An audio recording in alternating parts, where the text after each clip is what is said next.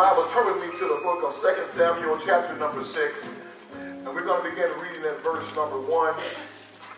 Yes. Man, look at somebody else and just tell them, it's time to get it right.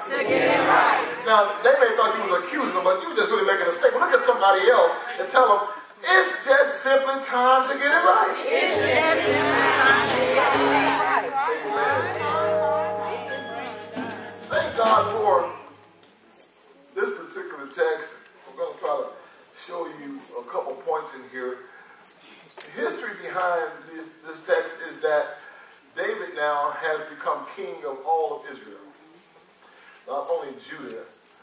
He had become king of Judah in the time of Saul. The time of Saul was persecuting him. And the whole time that Saul was king, he had issues. Saul had issues. You know somebody with issues? Saul had issues. You know, Saul was the kind of person that he didn't want anybody to do better than him. He didn't want anybody to have more than him. He was one of the kind of people, he really had low self-esteem, but he tried to cover it up in other ways. And he was one of those kind of people that was very insecure. And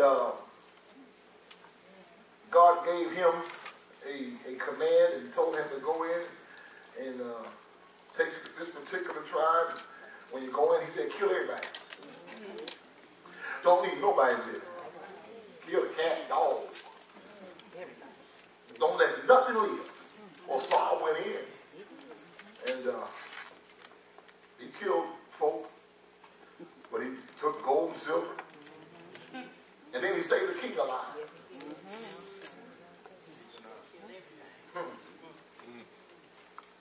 God gave him a simple task.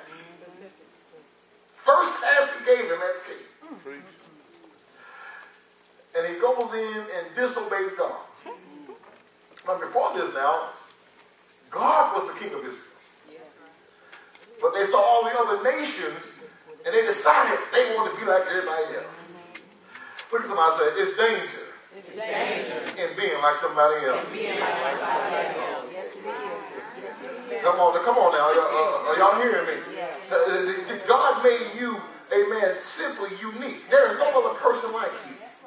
And now you lessen God's model and standard for your life when you simply try to be somebody else that God did not make you to be. And because all the other kings and all the other people had kings, they wanted to be just like them. You know, it's something about the household of faith. It's something about the church, amen, as a whole. We've got the best thing going. We've got a God that loves us unconditionally. We've got the Holy Spirit to help us through any trial. We got the power of the Holy Ghost, amen, to keep us. We got the love of God that constrains us. And we got all that going for us. No matter what situation we get in, God is able to help us. He sees you down, he'll pick you up. He sees you out, he'll pull you in. Oh my God, even if you mess up, he's there with loving arms to take you back in. And we got all that going for us, but some kind of way, if that's not good enough, we want what the world wants. Right. God said, I'm the best thing going. But you, in some kind of way, whatever's in your psyche, you want more than God. What can possibly be more than God? What God is saying, I'm not satisfying you. I'm not able to, amen, to fulfill all of your fantasies. I'm not, if they're right now, I'm going to say, some of y'all got some twisted stuff. God ain't in, they know all some stuff you want to be into. Glory to God. So, we got the best thing going, but somewhere humanly on the inside, we're craving what other people have. And so, King Saul had this, he had this problem. He had this problem. And then, since God had rejected him, he knew that his time was running short. And David had been appointed king. He hadn't ascended the throne yet, but he was chosen by God. Let me tell you something. Look at somebody say, if God chooses me, it's just a matter of time now. It's just a matter of time You now. say what you want to say, do what you want to do, try to stop me, try to block me, but it's only a matter of time now. Come on, Hate me, Michelle. not like me, do what you want to do to me. I can't help that God chose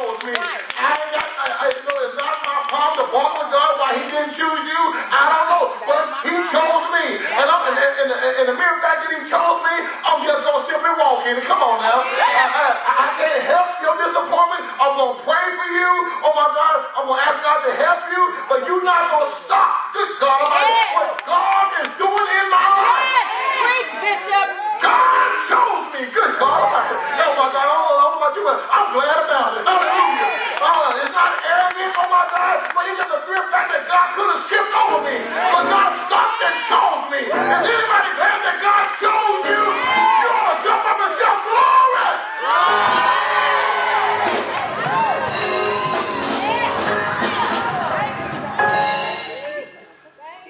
The problem that Saul had, it was not the fact that he messed up, because if we read the story about David and David's life, David messed up multiple times. Yes, he did. David had a man killed, amen, because he got his wife pregnant and was trying to cover the thing up. So it wasn't the fact that he did wrong, the fact that he did wrong and he wouldn't repent. Right. Are y'all hearing me?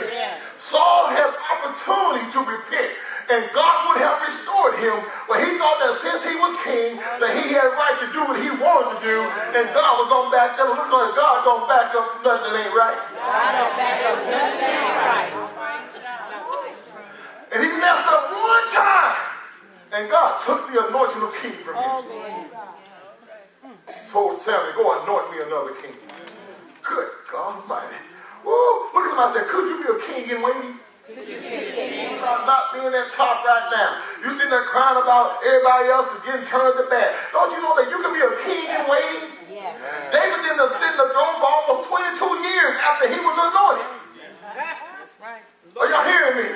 But why? Because it took time for him to learn how to be a king. Just because you was anointed king one day, you ain't never been a king before. So I'm going to let you, oh my God, serve under a king that's trying to kill you for you to understand what to do right and what not to do. Are y'all hearing me? See, a lot of people don't like to serve folks. Don't like to be under nobody. Because I hate you hard. The only thing God's trying to get you to do is when you get there, you have some people just like you were under him. That's right. That's right. Right. Teach, Bishop. But the whole point of this story is that the whole time David was running from Saul, he failed to seek the presence. And the Bible says that they did not seek the Ark of the Covenant the whole time Saul was living, because he was too busy running from Saul. Don't ever get too tangled up when you cannot, oh my God, feel the presence of God. Don't ever get too sidetracked from your enemies that you leave out the presence of God. He's been 22 years running from Saul, hiding from Saul, trying not to kill Saul, and Saul spent 22 years instead of repenting, trying to kill somebody that God had chosen. If God chooses you, devil can't stop your dream. Devil can't kill your dream. Devil can't stop he can't stop your anointing. If God chose you, good God Almighty, ain't no devil in hell, good God Almighty, can stop what God has blessed. You can't curse what God has blessed. All this witchcraft. You can't curse me. I'm anointed. I'm chosen by God. Speak all you want to, word curses. Back to sender. I just had a Holy Ghost speech right there. I just had too much God and had to let somebody. Good God Almighty.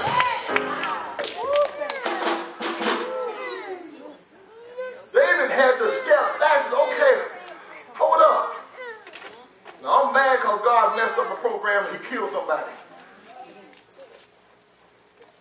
No, they was mad because he was the king and he was responsible for that man's death. Because the man was obeying him over God. Be very sure and very careful that you obey God rather than man. Now, if the man is obeying God, Paul said, follow me as I follow Christ. If I get off the Christ road, then don't you get off with me. When things go wrong, don't you go wrong with them.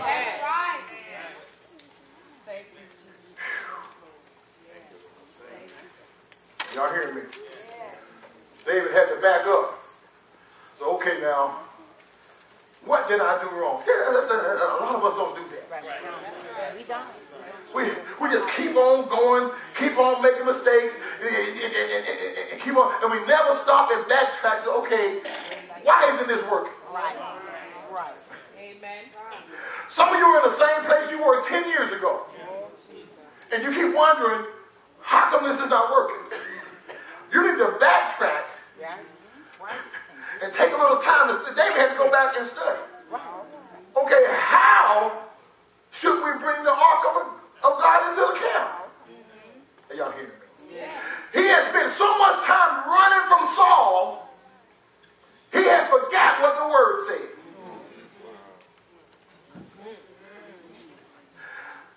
Or your problem dictating your life? Is what you're dealing with? Is that what's guiding your road? And the things that you're running from, is that what's consuming your future? 22 years he's running from Saul and never engulfed the presence. The whole time Saul was king, the Ark of the Covenant was never in the camp. You're operating on human know-how. Oh, y'all hearing me? You're spending too much time that God could just figure it out just like that. The Bible says, in all thy ways acknowledge him. Yes. And he shall direct thy path.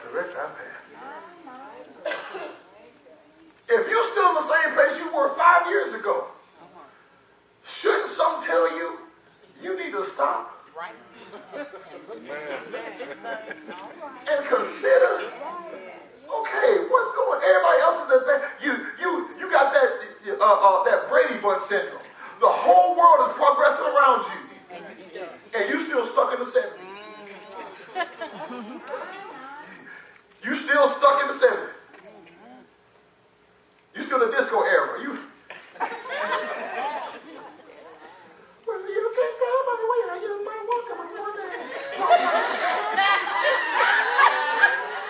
You still stuck.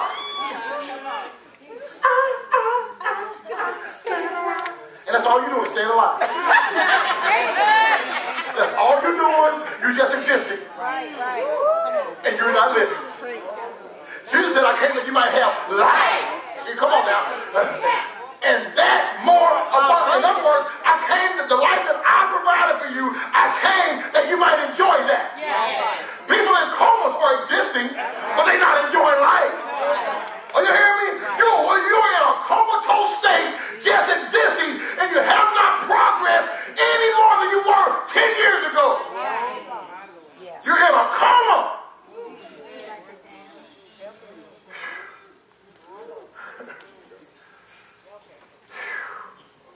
Somebody will tell you, I don't want to spend the next 10 years like this. No, I'm not. No.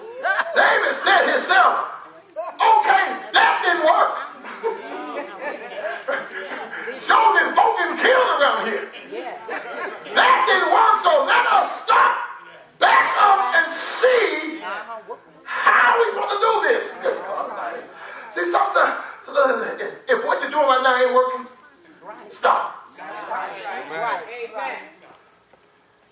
Take a look and listen to somebody. Come on, y'all hear me? That's say one thing about me. I hang around people that have more than I have.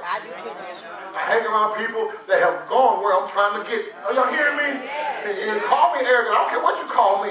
But I want to hang around somebody that know more than what I know. You hang around people that ain't got no goals. Right. What's wrong with you? People ain't got no dreams. They ain't got nothing. And that's your crowd. Something wrong with you. You gonna have that. Nothing from nothing. Please, nothing. But you gotta have something. If you wanna be with me,